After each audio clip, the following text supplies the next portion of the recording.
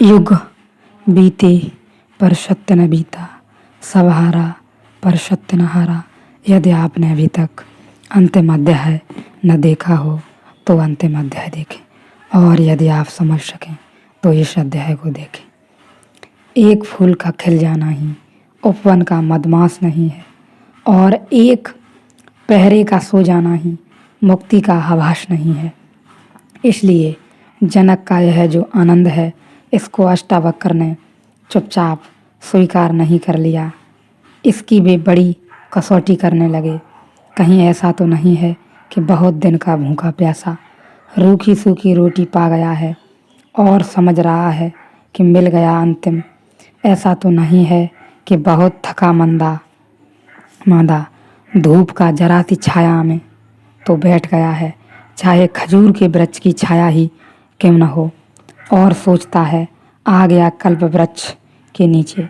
क्योंकि हम जो भी देखते हैं वह हमारे अतीत अनुभव से देखते हैं, और हम जब इस ध्यान की यात्रा में चलते हैं तो रोज नए नए ध्यान के माध्यम से आनंद के महा आनंद के आयाम खुलते हैं जो हमारे अतीत में कभी न खुले थे।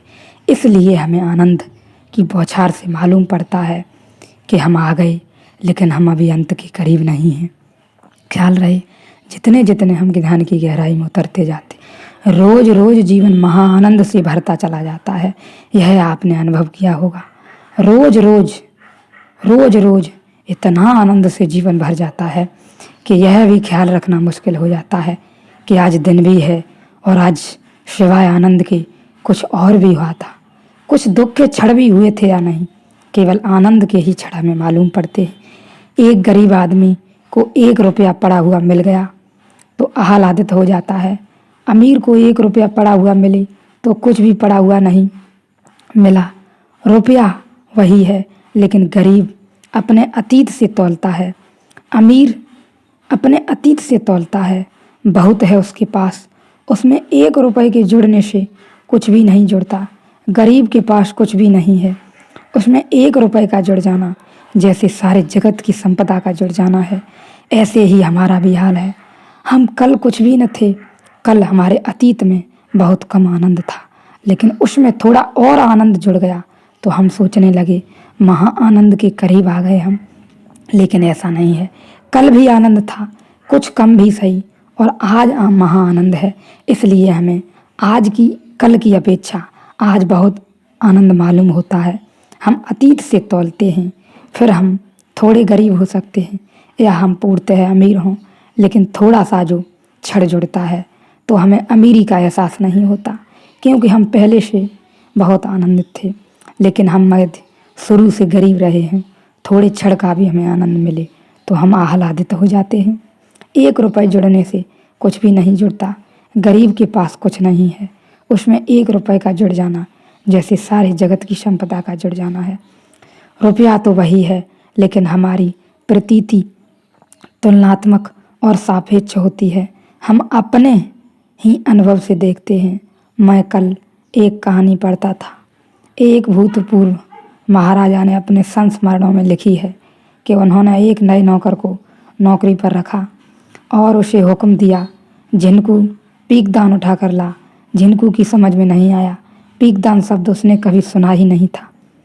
थूकने के लिए भी स्वर्ण पात्र होते हैं, यह उसका अनुभव न था। कोने में ही रखा है स्वर्ण पात्र, हीरे जवाहरातों से जुड़ा। सम्राट ने फिर कहा कि समझ में नहीं आया। अरे, अब वह कोने में जो स्वर्ण पात्र रखा है उसे उठा कर ला। झिनकू ने पीकदान में झांक कर देखा और बोला, तनिक रुको हजूर, यह मैं कोनो भूल कर थूक रहा है। महतरवा बुलाई।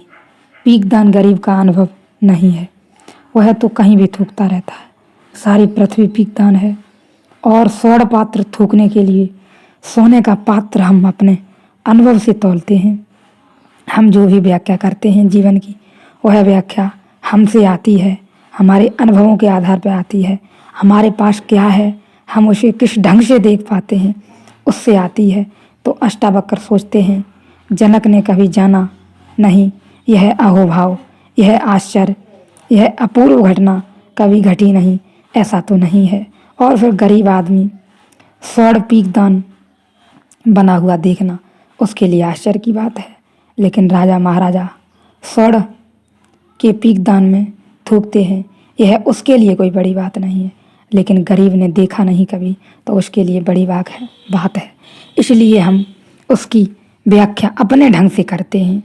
एक फूल का खिल जाने को मधमाश का आगमन समझ बैठे हो तो यह थोड़ी सी भूल है।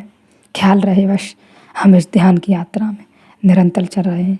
यहाँ महाआनंद के रोज द्वार खुलेंगे, रोज रोज महाआनंद के द्वार खुलेंगे। जैसे ही आपकी ऊर्जा आपके मस्तिष्क की ओर गति करेगी, आपके हाथ पैरों से गर्म लपटें कढ़ेंगी। ख्याल रहे अब आप करीब हैं, बहुत करीब हैं, लेकिन फिर भी अंत नहीं है, अंतिम कुछ भी नहीं है अभी। इसलिए निरंतर चलते रहें। रोज रोज नए आयाम खुलेंगे। मैं तो कहता हूँ मेरे अनुभव के साथ सोचने विचारने देखने या पढ़ने जितना भी जाना सुना पढ़ा लिखा आपने देखा अपने संबंध में, उससे विशेष अनुभव आपको होने वाले हैं। एक नए ही अनुभव होने वाले हैं जो आपके जीवन में अभी तक नहीं घटे, वह घटने वाले हैं। वह जीवन के द्वार जो महाआनंद के हैं वह खुलने वाले हैं। आप ध्यान में प्रवेश करें धीरे धीरे। मेरे अनुभव के अनुसार यदि आप निरंतर ध्यान में रहें तो आप धीरे धीरे इस महाआनंद की ओर बढ़ेंगे, जहाँ आपको लगेगा कि कल कुछ भी न था और कल का ख्याल भी न रहेगा। जहाँ केवल आप क्षण में रह जाएं, पल में रह जाएं, फिर देखें आप महाआनंद के द्वार खुले हैं आपके लिए, जो कभी कभी आपके भटक जाने पर बंद होते हैं, वरना आप 24 घंटे में अत्यधिक समय जो आनंद में व्यतीत करते हैं। और आप इस ध्यान की यात्रा में निरंतर गहराई में प्रवेश करते चले जाएंगे।